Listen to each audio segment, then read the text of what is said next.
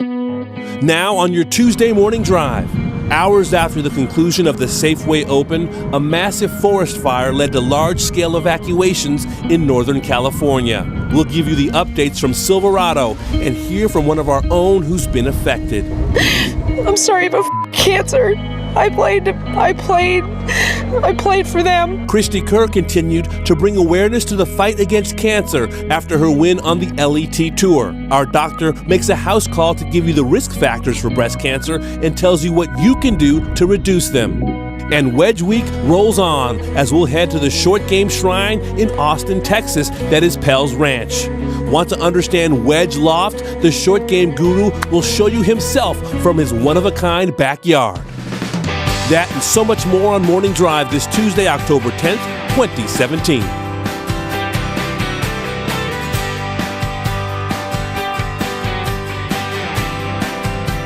And we welcome you inside Studio AP. Damon Hack alongside the big timer, Charlie Reimer. And our travel insider is back. Matt Janella, where you been, buddy?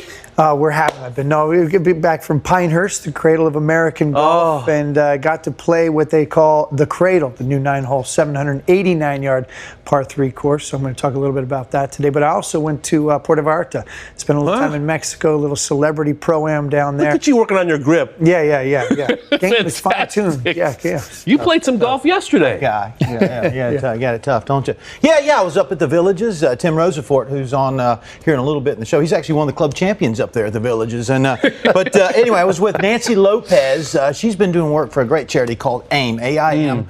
I believe this was her 39th year, and spent a little bit of time with Nancy. And I've got a tee that Nancy gives out. This is from one of her businesses, Nancy Lopez Golf Adventures. But check out this tee. What does it say right in there? Play happy. She's got to be one of the nicest people on the planet. She's always got a smile on her face. And she says every time she tees a golf ball up, that's the last thing she sees is play happy. She says there's no reason to be grumpy when you're on a golf course, especially with a lot of the stuff that's going on right now around the world. There's a lot of stuff to be concerned with. But when you get on the golf course, you know what? That's what I'm going to do. I'm going to play happy. I love it. Just like Nancy Lopez. Terrific message. We do have some somber news with that. We say good morning to Bailey Mosier. Good morning, Damon, gentlemen. Thank you. Yes, somber news indeed, a story the whole country is glued in on. So what's happening now, just hours after Brendan Steele won the Safeway Open on Sunday night, massive forest fires spread and continue to do so across Northern California, now spanning some 44,000 plus acres. So players and guests of the Silverado Resort and Spa, where the Safeway was being contested, they were awoken in the middle of the night on Sunday, asked to evacuate, and those evacuations throughout many parts of California continue today. More on that in just a moment with Tim Rosafort. So Brendan Steele, he actually tweeted this the next day on Monday, just found out about the fires in Napa, hoping everyone in the area and the Safeway Open is safe, sending positive thoughts for quick containment. So with more on this very scary situation, Damon, back over to you. All right, Bailey, and the insider is here. Tim Rosafort. Good morning, my friend. How are you? Morning. It's good to spend time with you. I know you spoke to some people in Napa. It wasn't that long after Brendan Steele won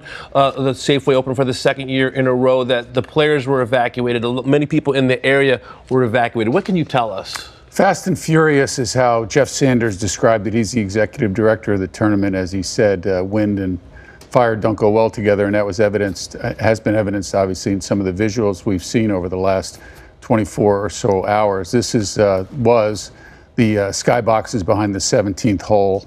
It's hard to tell if there was any damage to the golf course because after the evacuation, nobody's been allowed back up in there, but Sanders hasn't heard word yet about that. Specifically, the mansion where people check in there for the resort is fine.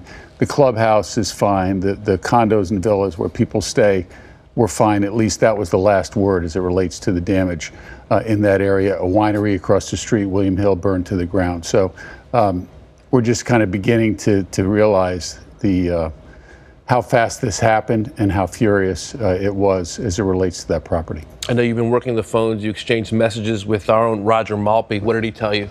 Well, Raj sort of helped Johnny Miller in his escape. You know, Johnny's the host of the tournament, a part owner of Silverado.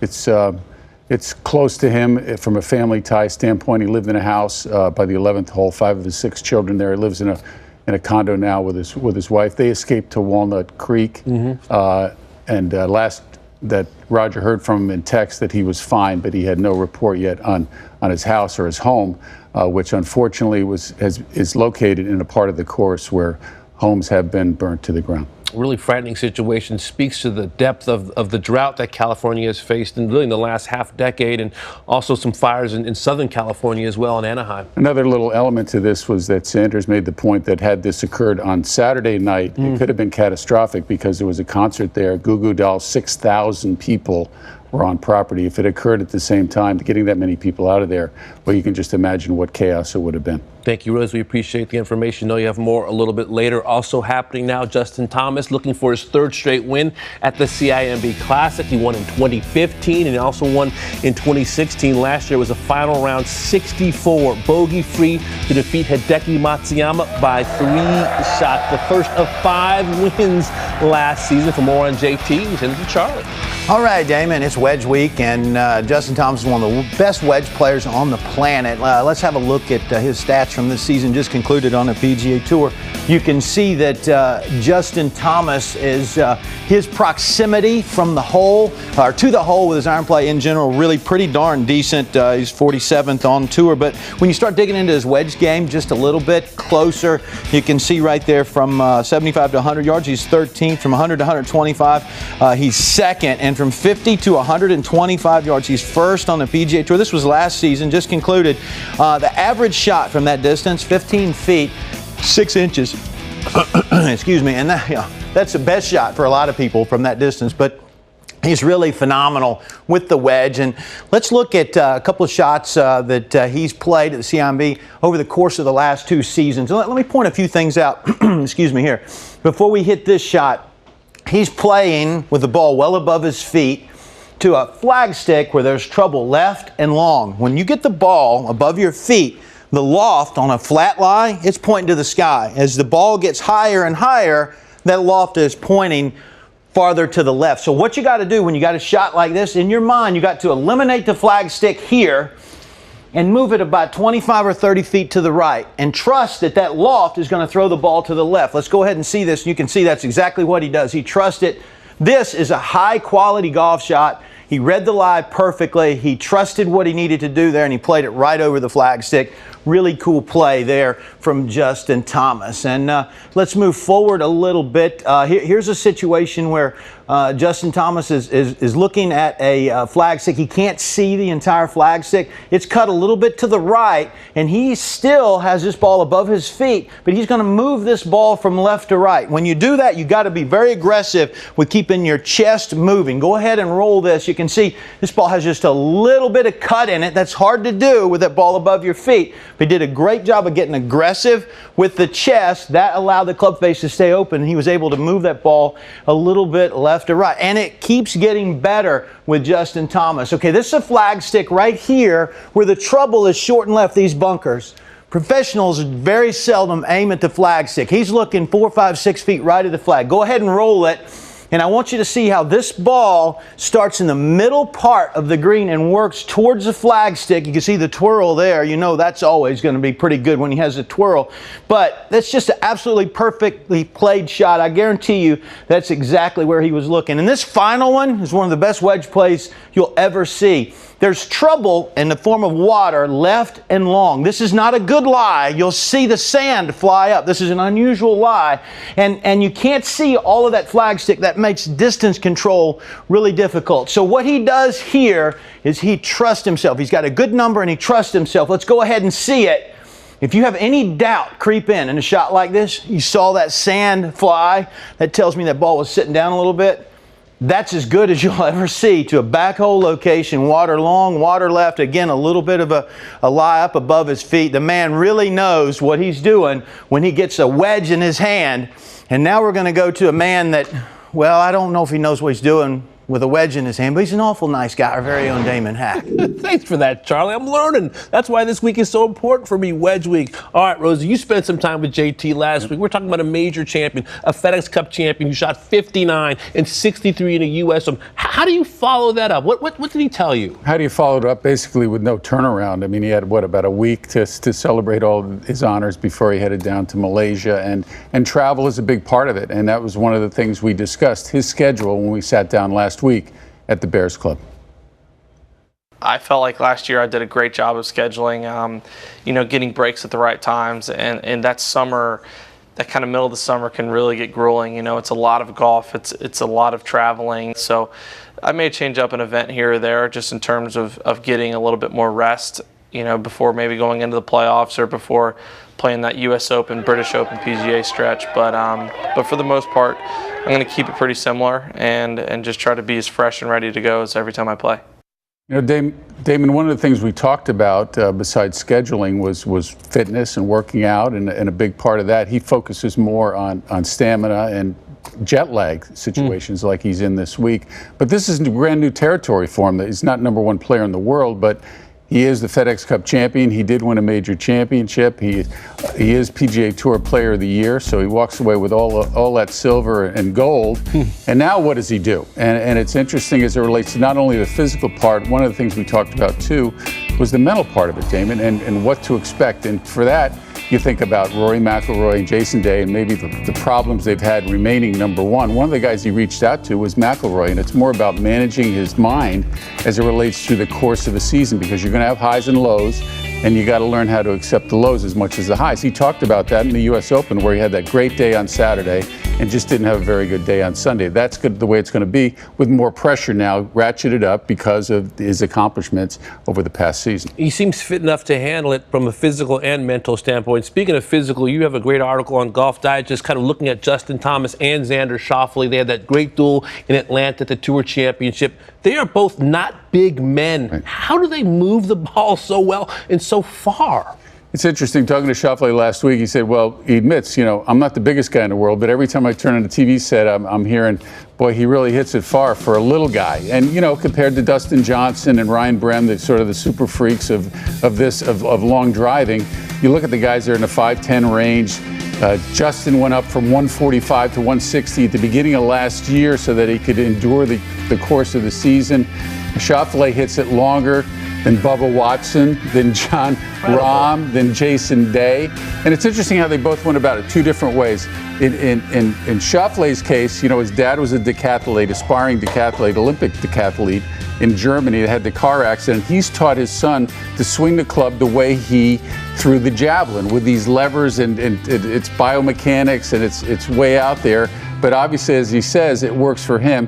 And of course, JT, the conventional PGA Tour pro from Kentucky, didn't have the fast twitch muscles like his son, saw the size at a young age, taught him the fundamentals, but also wanted him to learn how to swing as hard as you could. And that's exactly what you're seeing now out of a guy at 160 pounds who can hit the golf ball easily over 300 yards in the air. 2 different styles, 2 different upbringings, and they absolutely hammer it. Great stuff, Rosie. Appreciate it. Thanks, Damon. All right, let's send it back to Bailey. Damon, well, what else is happening now? Rachel Rohanna won the Symetra Tour Championship yesterday at LPGA International by 1 shot after closing with a 3 under 69. It was Rohanna's 2nd Symetra Tour win, but just the first of the season. And although that win earned her $30,000, that was not enough to get her inside the top 10 on the money list for the season, which would have given her an LPGA Tour card for next year. But let's look at who is going to the LPGA next season. I actually was there last night. I emceed the card ceremony. Got to meet these ladies. Very lovely class for 2018 indeed. Number 1 there, Benyapa Nafatsafan, Hannah Green, the Rookie of the Year, won 3 times this year. Celine Boutier, Nana Courts, Madsen, Yu Liu, Erin Lee. I asked her what she's most looking forward to on the LPGA next year. She said the food. Lindsay Weaver, she's joining us live later this morning, and Catherine Tanguay, Emma Talley, and Caitlin Dambaugh. So congratulations to these 10 ladies who will be on the LPGA next year. But now let's toss it out to Chantel McCabe to wrap up the 2017 Symetra Tour season. Well, Bailey, for the first time in a decade, the top 10 players in the Volvic Race for the Card money list before the final event of the season were in fact the same players after the Symetra Tour Championship. That means nobody from outside of that list was able to play their way into the top 10. The winner of the Symetra Tour Championship, Rachel Rohanna, was too far down on the money list to secure her full LPGA Tour status for next season. So she said she came into this event and was rather relaxed because she didn't have as much to play for as some of the others in the field. She said she was really just looking to get experience out of this week. Now, one of the players we had on the show just yesterday on Morning Drive when we spoke to, Emma Talley. She was the 2013 Women's U.S. Amateur winner. She played at Alabama and was the 2015 NCAA individual champion. She played at Alabama the same time as Justin Thomas when he was a standout athlete. And he said he saw her on Morning Drive and sent her a text message wishing her good luck. She says the two stay in touch, and that was a really comforting text message to receive before her final round on Monday. But this whole week was a pretty wacky one for the ladies when it comes to the schedule.